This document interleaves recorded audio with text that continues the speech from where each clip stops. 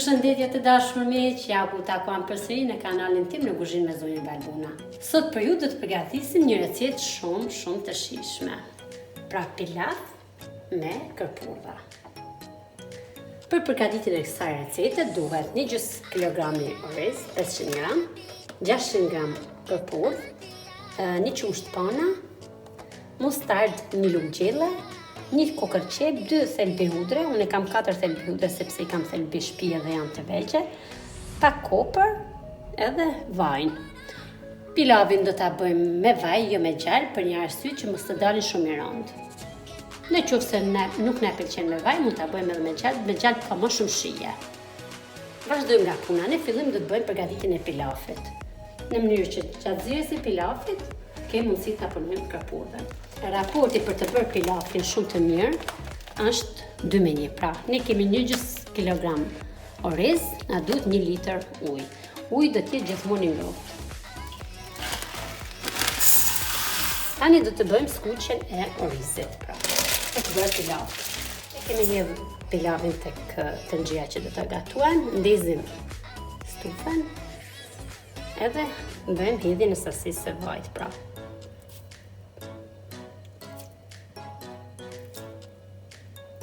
Katër lugë gjelle vaj.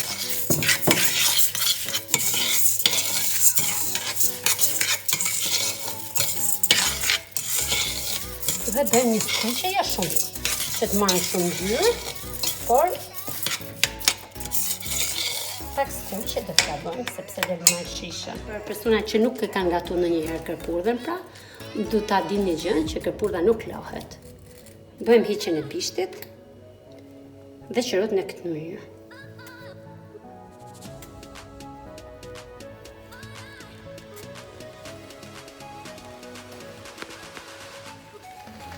Bëjmë edhe pastrimin e këtyre pjesës së brendshme të kërpudhës, pra. Kështu veprojmë për të gjitha kërpudhat, pra, në këtë mënyrë. Ndërkohë, do ta kemi mendjen gjithmonë tek tenxhira që të vendosim në gas, pra. Të bëjmë gjitha proceset shpejt që gatimet mos na zgjatin, por të bëjmë të gjitha njëherësh.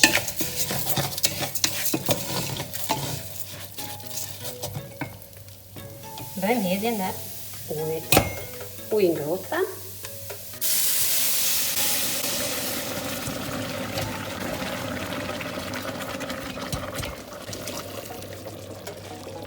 Dhe do të bëjmë uljen e nxehtësisë, pra, do të zihet në zjarr të ngadaltë.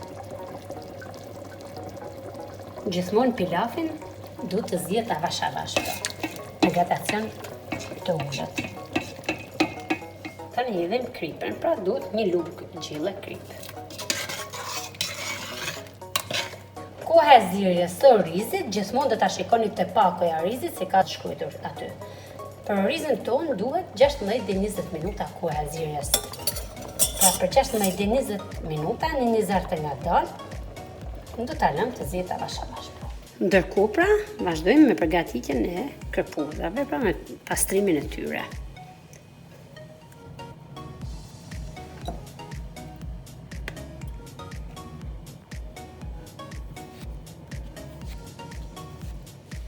Pra pasi I pastruam, hoqim bishtin siç më pat mu, tani bëjmë grirjen e kërpudhës.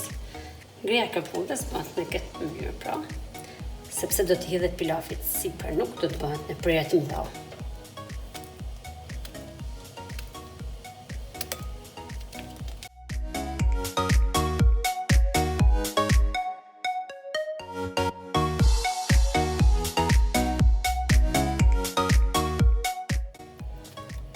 Pra, edhe kërpudha mbaroi, e kemi gati.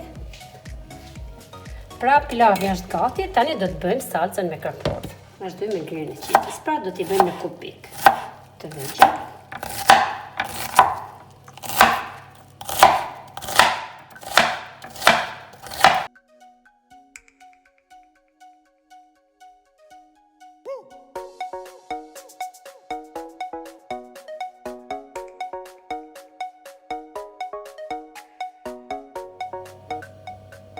Do hedhim 3 lugë vaj, është shumë pra.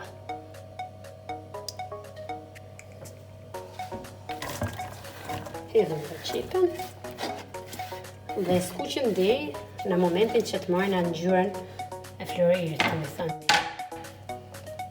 Pra që të zbushim edhe grijën e hudrës pranë.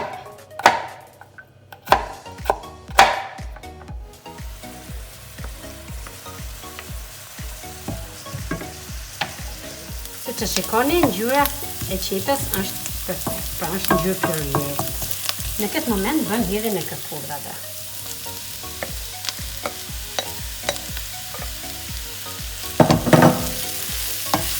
Në fillim mendojmë se nuk ka vaj të kërpudhra, se do të kuqen kërpudhra.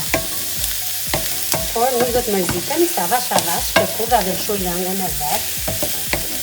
Do të bëjmë një skuqe deri në momentin që kërpudhra të zbutet, të dallojnë pra, e në shën ngjyrën. Të shikoni pra? Ja, ujtë lëshoj kërpudhra. Pra, tani kërpudhra në skuq. Në këtë moment, pra ta, thith komplet lëngun. Në momentin që do të dallojmë se po ngjitet në tigan, do ta heqim nga zjarri. Do ta hedhim në tenxherën e presionit. Në qoftë është kërpudhra e njohur, do ta lëm për 7 minuta. Në qoftë është kërpudhra më e fortë, se e dalloj, do ta lëm deri në 10 minuta. Me gjysmë gotë ujë pra. Në tenxherën e presionit. Do t'ja hedhim edhe kripën pra. Një lugë kafje, ose lugë çaj, si mund t'a quajmë në këtë. Dhe ja vëm kapakun, ose tam do t'a vëm në tenxherë presionit.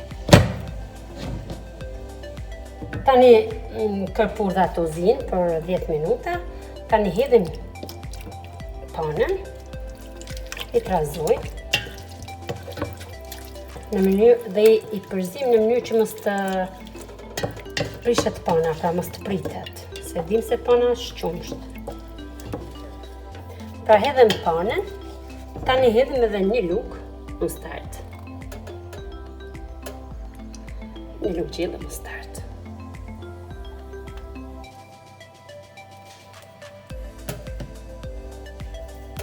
I trazojmë të dyja bashkë. Dhe i lëm në zjarr derisa të ngrohet pra.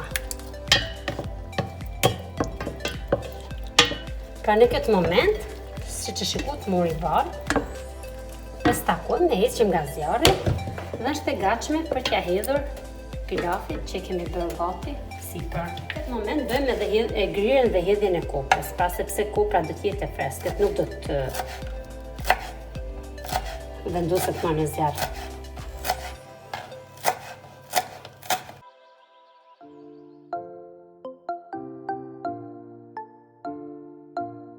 Tani bëjmë hedhjen e pilafit tek pjatra, pra do ta servirim tani se kemi bërë gati. Për t'ja dhënë formën e mirë, e bëjmë në këtë mënyrë.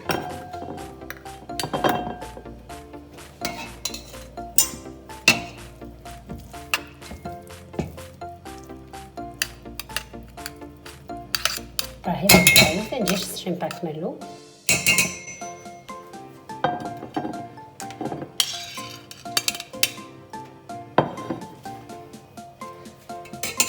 Sasia pilavit o sa duam pra. Në qoftë se është në njëri llops, mund të hedhni edhe 3 garushte, por 2 mjaftojnë. Tani bëjmë edhe hedhjen e salsës sipër pilavit pra.